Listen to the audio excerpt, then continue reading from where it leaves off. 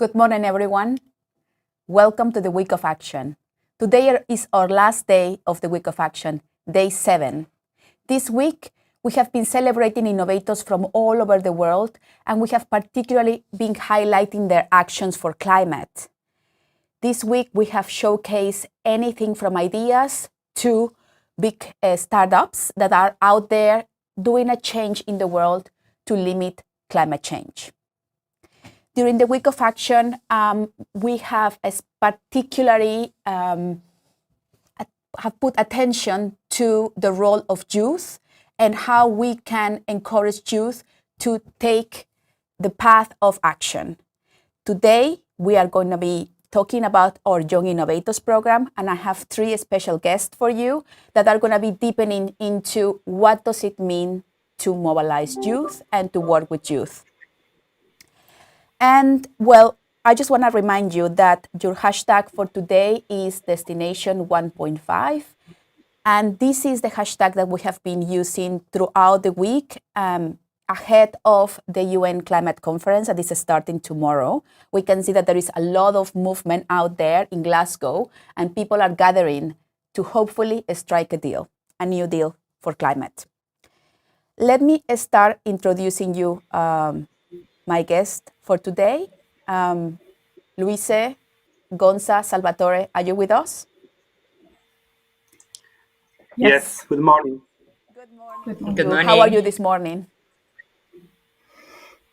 Fine. Good. Good, thank you. Perfect. I would like to hear about who you are, where you are based, and what is your role in this discussion of engaging youth for climate action. I will start with Luise. Thanks, Sam, for giving me the floor. So my name is Luisa Heidenreich. I am working with EIT Climate Kick. I am the co-head of Education and Learning and a strategic programs orchestrator, focusing on our education and also activation programs. We're running a suite of programs, acceleration programs. You heard a lot about this already this week, the activation programs and a range of education programs. And I was one of the co-designers of the Young Innovators program, one of our youngest programs in Climate Kick, focusing on youth and teachers. Gonza, what about you? Where are you joining us from today? Good morning. I'm joining you from Malta. I am working as a senior research officer at Malta College of Arts, Science and Technology. In short, we call MCAST. And it is the pioneering vocational educational institute and higher education institute in Malta. And we are also running the EIT Climate Kick Hub in Malta and the strategic programs which are aligned with our country's strategic climate change actions. And that's it. Thank you, Gonza. What about you, Salvatore? Where are you joining us from today? I'm basically located in Italy at the moment, but I'm affiliated with the University of Helsinki in Finland, where I'm a researcher in the field of sustainability transitions. So I study these long processes of transformation, societal transformation towards sustainability. And I'm also associated with Aalto University, another Finnish university, where I'm running a project on how to engage youth, how to innovate sustainability education for secondary schools, together with EIT Climate Kick. That's really interesting, Salvatore. We are going to be hearing more about that in a few minutes. But first, I would like to ask you all, why are we working with youth? Why should we focus on youth right now to actually try to bring climate action in the world? I would like to hear first from Luise. Thanks, Sam. So we all know that today, youth, kind of our next generation, will be the generation affected most by climate change. They will need to adapt and design their lives to help combat climate change in an even kind of bigger scale than we have to do this now. We also know that youth kind of has a lot of creativity and potential to really help shape the climate crisis ahead of us. And we know that they are going to go to the streets. So the question is, what can we do? We, our community of partners, can do to help give them a voice, to help shape their skills, to make them future ready, to really help shape the system. And this also means that we have to do this inside schools, but also in informal learning. And this means then also that we have to equip not only our students, but also our educators and teachers with the necessary skills to support them on their way to help shape climate action. Thank you, Luise. Gonza, why do you think we should work with youth? Why is it particularly important in Malta? In countries, yeah, in countries like risk countries, in Malta, we are one of the vulnerable countries in EU, which has been affected by climate change heavily, and we also lack this holistic approach when engaging youth because we are lacking talent in the upcoming green skills gap. And also, we have a very ambitious strategy lying ahead of us, which is our low carbon development strategy. And we really need youth to collaborate. And not only this comes from a leadership point of view, but it's also our youth demands not only being heard, but also to be listened.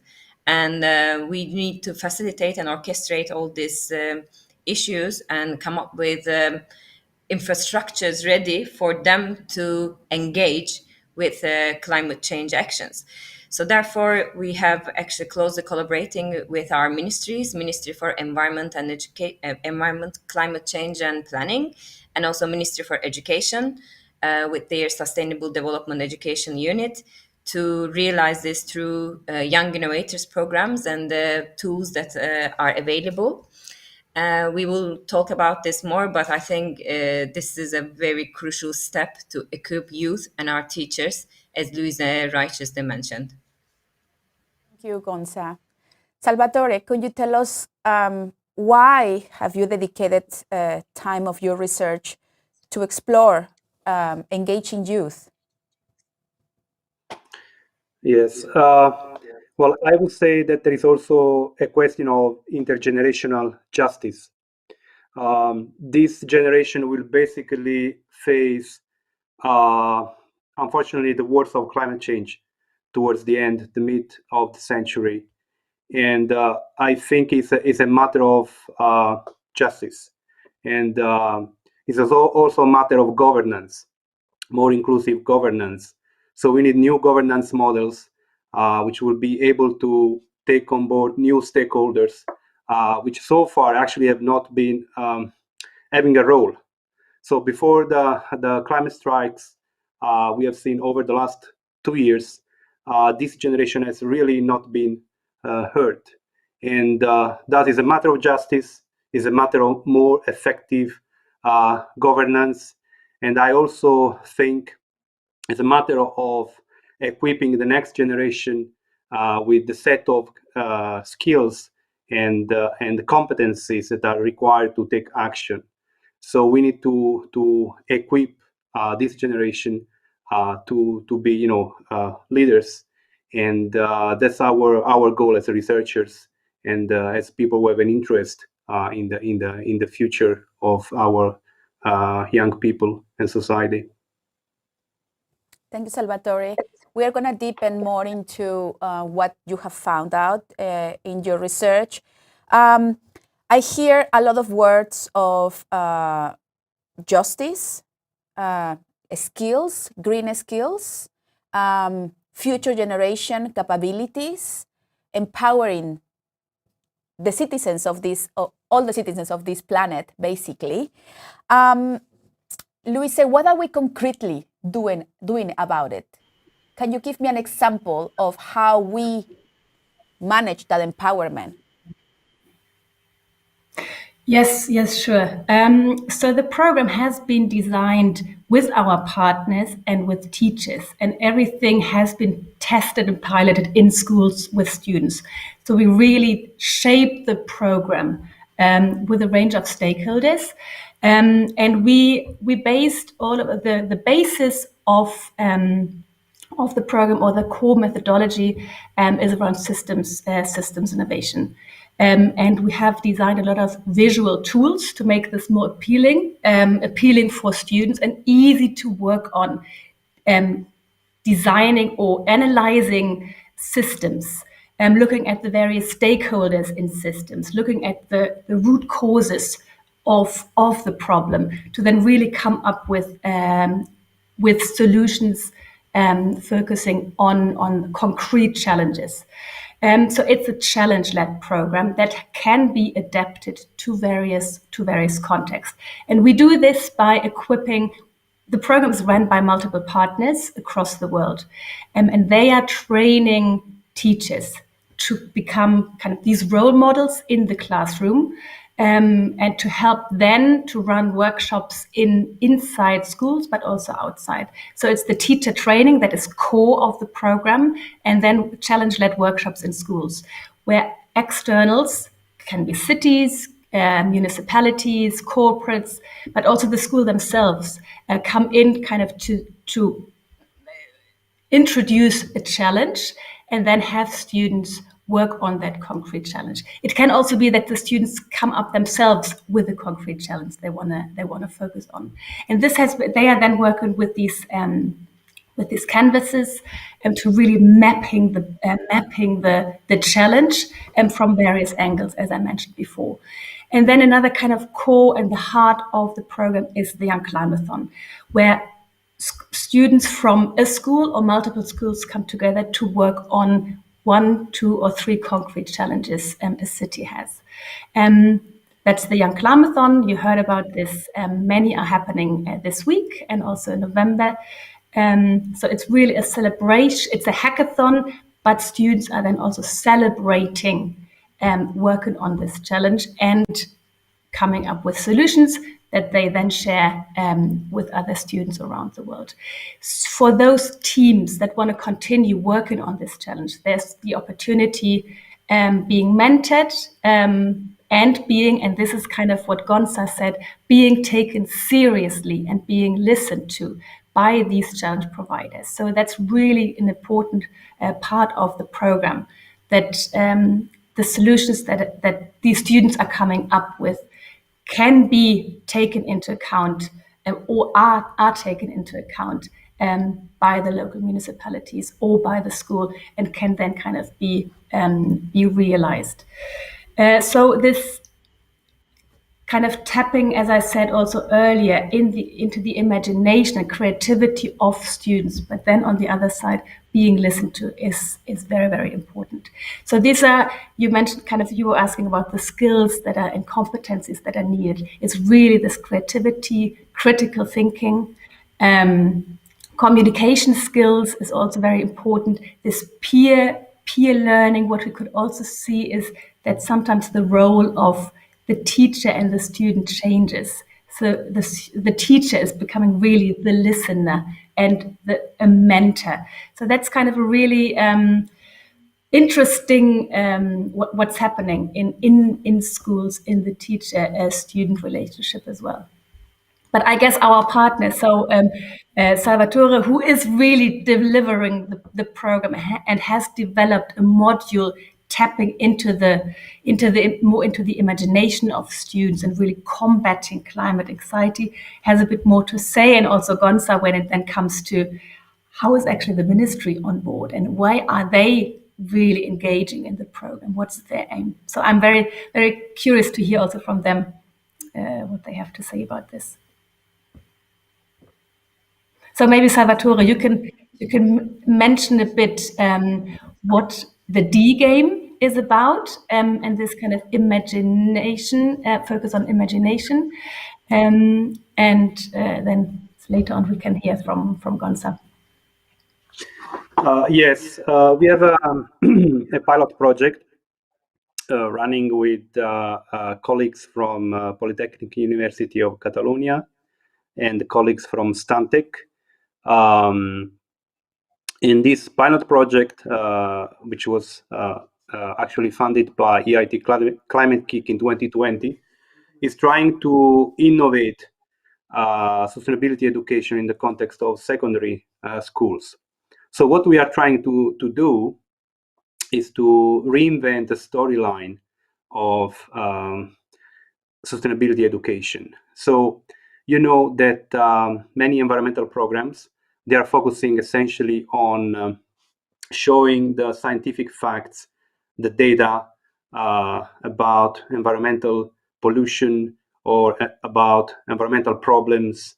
And evidence shows that this type of factual information can create anxiety, can create even resistance. So we want to apply a positive psychology approach in order to create a sense of constructive hope. This is the first goal of the D-Game project. Then we also would like to help students to strengthen their what we call psycho-emotive well-being.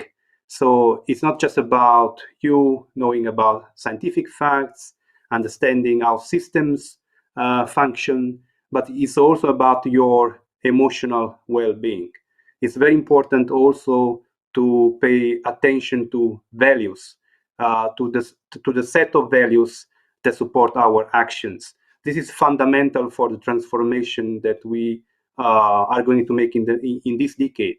What sort of values are supporting our actions? So through the D game, we work a lot to truly empower students, helping them to navigate through these, sometimes even heavy emotions that are, coming with the climate crisis. We help them to discover their values, what they want to fight for, what they stand for. And we help them also to discover their talent. So how they can contribute to this process of transformation. So this is essentially what is the D game in a nutshell. It's also a project focusing a lot on co-creation. So we would like to truly put students, schools at the center of the focus. So essentially, any sustainability action should definitely start from youth. Because of those elements I mentioned in the beginning, intergenerational justice is one element, but also because there is a huge potential of untapped creativity, and we can definitely leverage on that power. And so we are conducting research about this as well. We are conducting large randomized controlled trials to understand the impact of this novel sustainability education program. And the very first results we are getting now are really interesting. So we found out, for example, that this relatively short training is able to increase self-transcendence values, which are those values which make us, so to say, less egoistic. So they make us thinking about the well-being of people around us and, of course, the planet. So this is an encouraging sign that we are on the right direction. So on the one hand, definitely, yes, we need to learn about systems, understand how systems function, but we should never lose sight of the inner dimension of sustainability, what we call the inner dimension of sustainability transformation. So the values, the attitudes, the desires, emotions of people. Very interesting, and I would like to have a follow-up question on this before we move to Gonza. What else did you find out, and how can this then be translated into action? Yes. Well, we have also research. The research is ongoing, so we have to wait still probably a year to have to publish our results. But what we see already now at this stage of the research, for example, in the case of the students, we conducted research both with the teachers as well as with the students, right? So with the students, we found out, for example, that at least for the younger students, so those who are aged between, I would say, less than 14 years or 14 years age, we found out that self-efficacy, their perceived self-efficacy was much stronger. Now, why self-efficacy is important? It's important because it's essentially the sense of yourself in the world, how you feel you will be able to cope with the many difficulties, with the challenges around you. So enhancing self-efficacy equals to actually empowering people, empowering youth. So we have now preliminary results showing that at least for the younger students, this is working out. So this is now improving through this experimental training. So this is one of those signs that suggest that at least we are following the right direction. We also found out that essentially attitudes towards exploitation of natural resources was decreased. So essentially, students feel that we should not exploit natural resources, or at least not to the extent of, not for the purpose of growing our economy. So signs that something is actually happening. Of course, we don't know in the long term how this will essentially become, consolidated behavior or behavioral patterns. But we have at least an insight now that we should definitely concentrate also on this inner dimension of transformation. It's very, very, very important, because there will be a lot of anxiety, there will be a lot of tensions, and it's not just about the cognitive side, but it's truly about the emotional side, which is really the driver, what motivates people in many instances. And Luisa, if I may, I have a follow-up question for Salvatore. What is the hypothesis that you work for? What would you like to see out there in the world after the children, the teenagers, have been part of the game, of have been part of the process in your research? Can you tell us a little bit about that? Yeah, the hypothesis essentially or the key hypothesis we're working with is that by increasing psycho-emotional well-being, we can increase also capacities, what we call action capacities or capabilities. So your skills in taking action. So many people are focusing on behavior, right? So we should adopt the right sustainable behavior. But less people concentrate on the skills that you need to develop in order to take certain actions. Okay, so there is a difference. Behavior is something that you tend to comply with, right? Here we are focusing on the skills that are needed for you to take actions, or to be at least willing to take actions. And this also escapes discussions around moralizing what is right and wrong behavior, which is also a very tricky discussion. So rather than focusing on that, we want to focus on action. Also because focusing on action mobilize the collective energy of young people. So rather than trying to focus all the times on the environmental crisis we are witnessing, we want to give a positive message. We want to build a sense of constructive hope, which is not being naive, but is thinking that we can make it together. We can go through this, and this is not just something about your own individual actions, but it's about collective action. So what we can do together. And this is a very powerful motivational force that we want to leverage on, different from other programs that have been focusing on individual actions. and on trying to motivate by showing the sense of urgency, the crisis that is around us. Everybody's aware of that.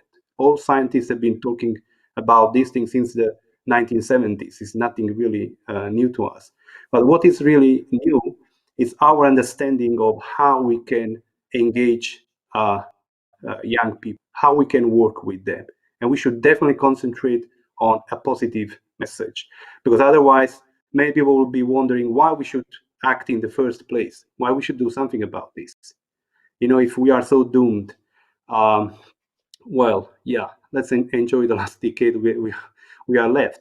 So I would definitely hope that this hypothesis will be taken into consideration by many other environmental programs, and many stakeholders will look onto the D game as a pilot, as an experiment that can, of course, in future, when we are able to scale up, give much more potential and opportunity for change in high school. So this would be my aspiration.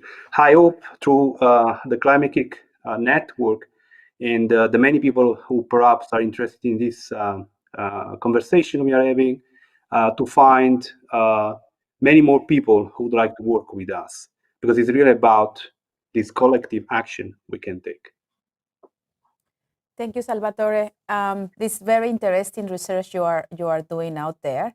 I would like to hear about how does this expresses in Malta? How are we bringing these skills, this awareness into the Maltese ecosystem? If you have some examples, if you, Gonza, can tell us about the stakeholders that you're involved with, and why is it important to get any help we can get on this quest? Wow, it's like, thank you. It's just I'm having some goosebumps after Salvatore talk. It's actually how we bring our hearts together, and it is so important to work together and give this hope and positive message, and to skill people, but more focus on the positive skills, and how, if we work together, how we can change and how we can be impactful on the ground. So actually there is a really good story behind how we have started our piloting with Young Innovators program, because our Ministry for Environment, they have this vision of putting youth in the center for their campaign during this year, and also for the upcoming years. And the overall idea was like, when we started our discussions, like, what are the tools and how we can make sure that they can take action, how we can skill them, not only technical skills. We are not talking about, when we sometimes green skills can be considered as technical knowledge, but more than that, it was, as Luisa mentioned, critical thinking, taking action, peer learning, this challenge-led methodology, and how we can listen them and how we can make them part of the whole system. And there's also another challenge that island nations, or maybe some other nations also, maybe tackling, because not every solution out there we cannot adopt, and we need to come up with our own solutions to our own very unique needs. And this is done by the locals who are living here, and the youth that are the part of this ecosystem. So we were discussing, and then Young Innovators was a very good choice. We start our discussions with our Cyprus colleagues, and this was very much in the heart of everything, how we started. So then we thought, okay, the main stakeholder that we should bring in is, of course, the Eco Schools Network, and also Ministry for Education, because they also have a very ambitious agenda on nurturing our society and nurturing skills on sustainable development. And so that was our first stakeholder we bring on board. And then we thought, okay, yes, we are going to skill them, but how are we going to listen, and how we can make sure that what we are putting in action has a sustainable follow-up? So we thought, okay, there should be a seed green program where we can incubate these ideas further. And then there is more a professional accelerator program where we bring in like climate kick accelerator programs into the picture. We brought in Malta Enterprise, Chamber of Commerce, even industry players,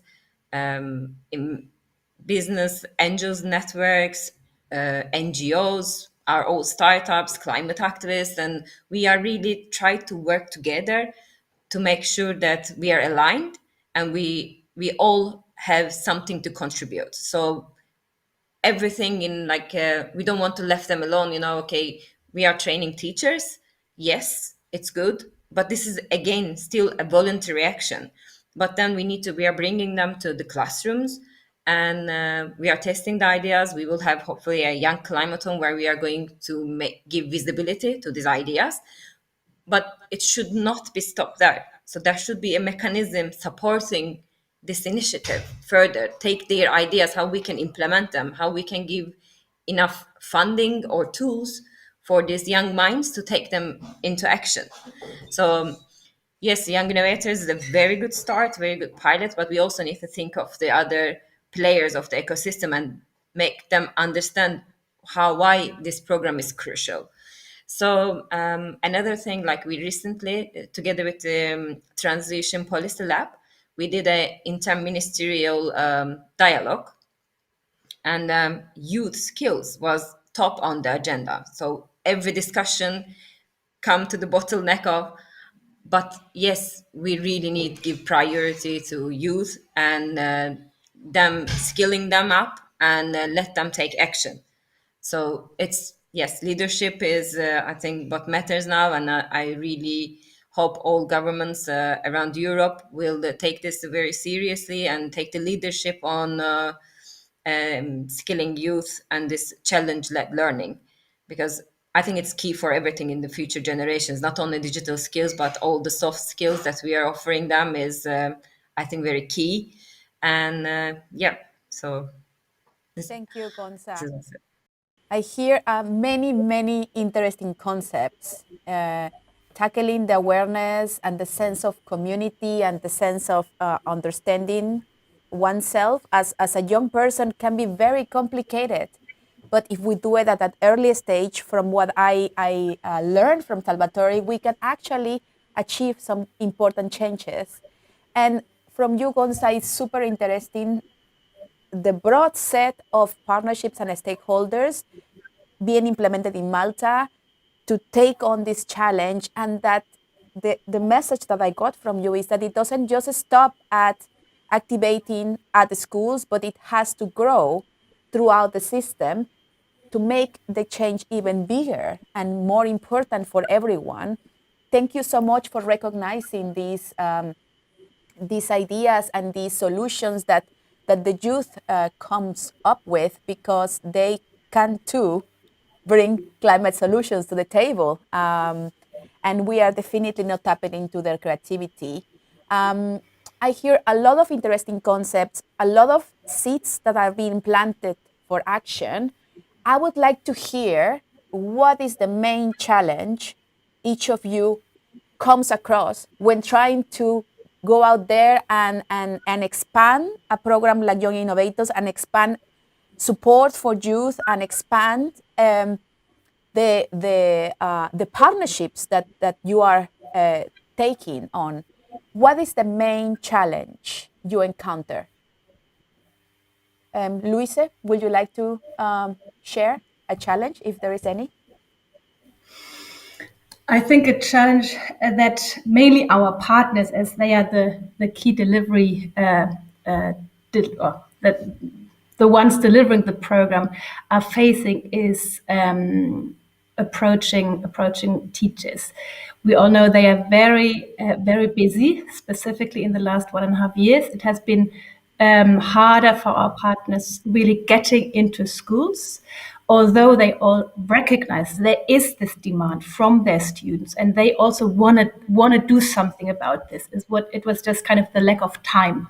I would say this was one of the major challenges, and this is why I really like what Gonza said, that the ministry is really behind this, and I would like this to become a blueprint for other countries as well, that they really embed this innovation systems thinking, challenge-led approach in the curricula, and really leave time for teachers for this, be it project work or just embed this in in the various subjects they are teaching and working on. Another challenge I would see, it's not a challenge, it's just kind of a task that we are facing. There's a lot of organizations out there that are focusing on sustainability education, and what we are bringing in is this systems innovation approach. How can we embed this in other in our partnerships? How can we embed this? We know the Eco Schools network is really big, and we see a lot of partners are collaborating with these Eco Schools, which is great. So how can we scale? How can we scale this across the globe? Thank you, Luise. Yes. Key messages from you involving the ministries, how to overcome that challenge, and getting these parts of the program into already established networks. Gonza, what is the key challenge that you encounter when orchestrating all the action that you are taking on in Malta? Well, there is a challenge of orchestrating. It requires a lot of work and trust in the system that starts with that. But what I have seen this year, as Luisa mentioned, time was a big challenge. But more than that, our partners, actually Ministry for Education, they came to us and they like, this program is amazing, but this is still voluntary. And in the recent panel also about youth action as part of our Climate On campaign, it came up again. I think there should be a compulsory part in the curriculum supporting systems innovation thinking. Because as I said, more than the green skills, more than the technical sustainability education, I think the system thinking and this challenge-led methodology needs to be part of the curriculum. And they really would like to introduce this in the upcoming years and to make it a kind of a mandatory part of the curriculum. And it has been also requested from the youth themselves that they would like to see this as part of the curriculum. And I think that is one of the things that we should do. But more than that, I think we need more dialogue. We need to see more examples. We need to do more piloting and assess the things and increase the amount of pilots, actually. That will help them to see the benefits of it. And not only, as I said, not only the pilots, because sometimes, okay, we are giving hope, we are giving skills, but if there is not enough structure to support that, then the failure can be a little bit of, discouraging. But there's so much knowledge out there. There's so much interest and a lot of material. We just need to bring them together and then start working together and then take best pieces out of it and then working together, basically. Thank you, Gonza. It's really interesting. Here, there is a key stakeholder that we are surfacing around, which are the teachers. And let me share with you that this week I have been speaking, I have been interviewing live on our Instagram channel 2 teachers that fully agree with you.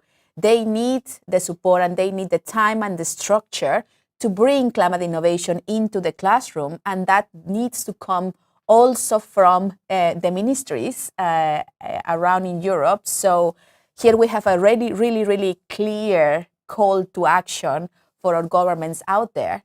Now, I am interested in hearing from Salvatore. What is the challenge that you encounter the most, Salvatore, when doing your research?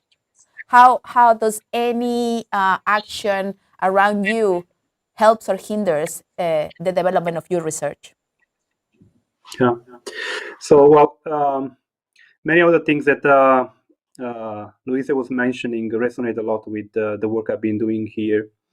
And essentially, it's very challenging to get teachers on board, different from the students. Students are always full of enthusiasm and free time. So teachers are very overwhelmed, and especially the last 1 year has been particularly heavy, while the beginning of the pandemic was some sort of that we don't know exactly what is going to happen And there was a time when there was a lot of interest around these online training programs. But after 1 year, I can definitely see a sense of fatigue coming from being exposed to probably many of these online activities. And so eventually it was much more difficult to engage the teachers. So I think I agree with what was said before. We should definitely give a lot of support, structure, meaning also finance to this type of programs in order for them to scale up. There is a number of initiatives that I can mention and I can see coming up, but there is also a risk that all these activities will remain fragmented. And what we need to do is really to take on large-scale demonstration projects and try to learn and try to adjust all the time. Sustainability science is not something which is in a way precise. It's something we are doing in order to learn and understand the problems we are facing. One thing also is that sustainability science is very good at understanding, framing the problems, but cannot really give us a sense of what is going to happen in the future. So what we need to do is to definitely work on our imaginary, work on a common collective vision starting from the youth or with input of youth. So when we study sustainability, transformation, we always say that we have to change, but we don't ask too often the question, change towards what? Or what is expected from us to be the future, or what is the future we want to become? So that process, that work of imagining or reimagining our future, visioning, needs to be done, and needs to be done in a creative way, where we have all the stakeholders, including the policymakers. Policymakers actually should work closely with young people in creating this future. So what is the future we desire? We have certain facts, scientific facts, which tell us that we need to change, but then it's really very much up to us. What is the future we want to have? And the D-Game, for example, is a project trying to bring in this understanding that we need to build a shared vision. And so I hope we can overcome difficulties in understanding this key element, that we have to do it together. So it's not our politicians necessarily who have to lead the process. Definitely they have a very, very special role. And today, with the starting of COP26, we hope that this sense of doing it together may be really felt in the heart and the minds of the people who are going to take very important decisions for us. So I hope that we can overcome this obstacle, that is just the experts who have to throw in their ideas, or just the policymakers who have to do their plans for the future. I hope we will be able to imagine, dream, create this desired future together. Thank you, Salvatore. We are reaching towards the end of this discussion. It has been extremely rich, extremely deep into understanding the ecosystem, an ecosystem like the Maltese ecosystem, understanding what a concrete program is achieving out there with teachers and students, and research. Research is super important for us to know whether we are on the right path, whether we are tackling the right types of behaviors or the right types of actions out there. I would like to bring your attention to a very important message that I would like you to deliver for the people making decisions in the next 2 weeks at COP, for the people that you may want to or you work with in your current ecosystem. Why is it that right now we should engage with youth, and why should we bring youth on board onto the discussion and use their ideas and use their imagination and use their creativity into our daily decision making when it comes to climate change. Do you have one key message for one stakeholder that you want to deliver? What about you, Luise?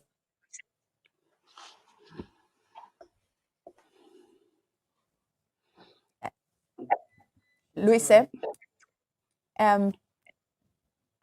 will Sorry, repeat the question. Yes. I was thinking about this, and kind of a key message.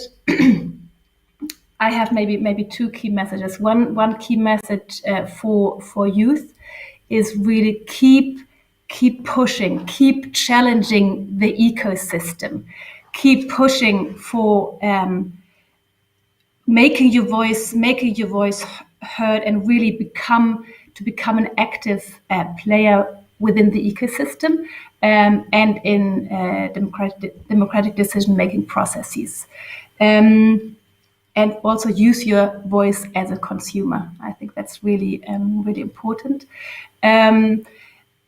Kind of a key message for those that wanna join the community in either funding the program or becoming an active partner in the program. Come to us. Join the community. It's a very active and lively community, and you can really make a difference in your local ecosystem. So pilot what Gonza said, test things out, adapt this to the local context, and really help work on concrete challenges to engage the ecosystem around you, to help kind of speed up the process and make a difference. Gonza, what would be your key message, call to action out there, perhaps to the Maltese ecosystem, perhaps global? As Rosa said, we really need to speed up the process, and it should be the part of the curriculum, and we need to pilot more. And one other thing is that there is a very key role also industry plays in this. So I think the future industries and where we are going, and they also need innovation. They also need innovative minds joining them. And this is also a very good investment for their future workforce. So I think they should also collaborate with the governments and with the players, and get themselves engaged and then sponsor these initiatives. I think, and I mean, helping the financing these initiatives more in the government, because we cannot also expect everything coming from government or EU funds and everything. We really need more support and finance these initiatives. You have heard from Gonza, industry players out there, companies, corporates, get on board, supporting youth. Youth needs you. They will be the future consumers and the future employees in your companies. What about you, Salvatore? What is your key message, call to action? Yes, definitely call to action. But we need to also have what we call informed agitators, So we need people with skills, competencies, who have been truly empowered by our educational institutions. So it's a call to action also on our side, so on the side of the researchers, on the side of institutional education system that has to provide the mindset, the right mindset for this transformation to take place. I know there are many colleagues are working on this. There are many initiatives, but we really need to put more of our heart into this, because yes, we have we need to scale up. At this stage, we need really to scale up. And to the policymakers, I would say that it's not easy to be a policymaker. That's really what oftentimes emerges. But I would say that tensions and protest will not go away We probably didn't see much of this because of the health crisis, the COVID crisis over the last 2 years. But there is still a lot of tension. There's a lot of unsatisfaction around these issues that will definitely emerge in the future. So in the future, we need to really reinvent our governance models. We need to think about new governance models, and policymakers need to be really have the courage to do these choices. So to transform the way how we govern such complex issues. It's not just about only the companies. Also, companies do play a very, very important role. I agree with my colleague that they should definitely invest in this. They should pay attention to this. But again, I do believe this is not just one actor challenge. It's really all the actors, all the key stakeholders have to have the courage to come together, overcome their sometimes sectorial way of looking at problems and think beyond that, and have the courage to imagine that future we decide for our children. Thank you, everyone. A lot of courage to the three of you. I think we all need it to continue this work.